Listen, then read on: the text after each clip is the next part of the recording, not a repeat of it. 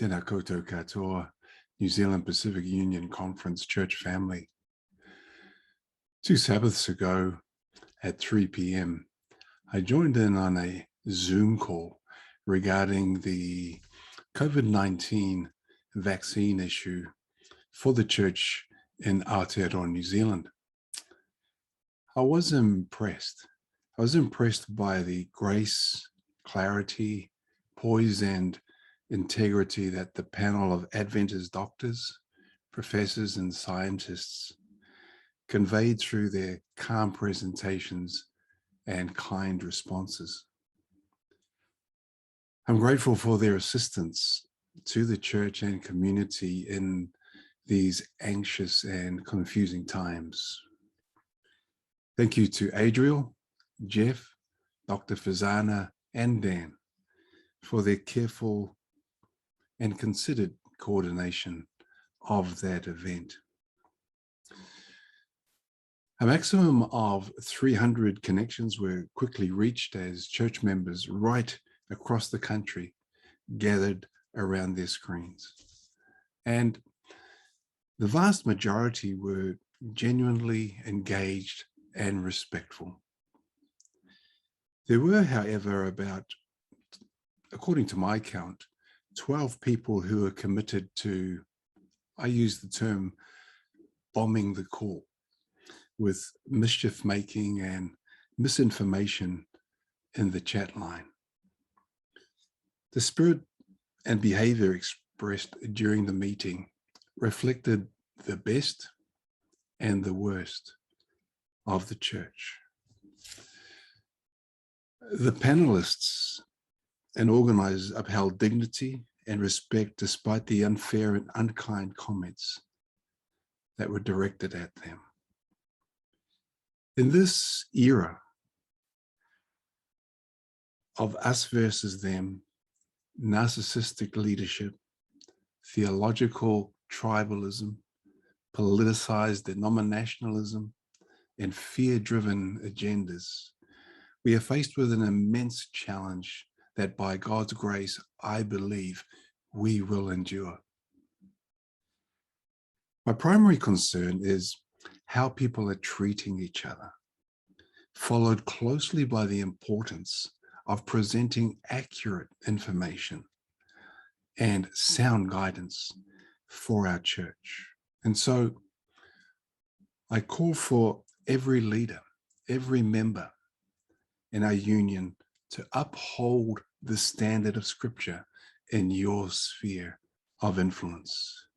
As a church, we've always upheld the value of community, and this is deeply rooted in our Pacific community cultures, as well as in the New Testament. But there are times when the culture wars in the wider community amplify the differences between us. And now is one of those times.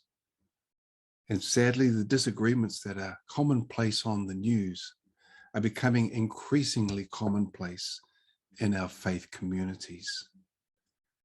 These include different opinions regarding climate change, gender equality, and women in ministry, the way we should relate to LGBT individuals, and most recently, differences of opinion regarding lockdown laws, face masks, and vaccinations.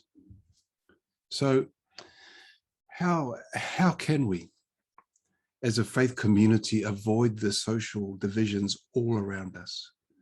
How can we avoid judging each other harshly and thinking in terms of us and them? The Apostle Paul tells us that perfect love casts out all fear.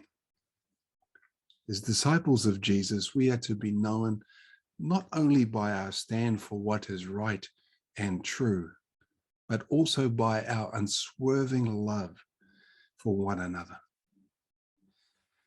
While there may be many things on which we disagree, love lowers the temperature of our conflicts and allows us to disagree graciously. Let's listen more than we talk, with genuine curiosity and a desire to understand. Let's assume the best. It means we are not so convinced of our own rightness that we forget to be kind. It means we are sister and brother, each doing our best to make sense of life in this broken world. I have a good friend who was at the meeting. We serve as elders at our church. Most of the time, we agree on the matter of COVID and vaccinations. We disagree. And though he agrees with some of the views shared on the chat line, he did not engage in the discussion and certainly not the abuse that took place during the call. This is consistent of my experience with my brother. He has always been respectful, genuine, and kind. His example is my plea to you. I ask that in every way, on every occasion, we lead with respect, dignity, and love. Please join me in leading a church that reflects the heart of the founder. Love the Lord your God with all your heart and your neighbor as yourself. God bless you. Ka kite anō.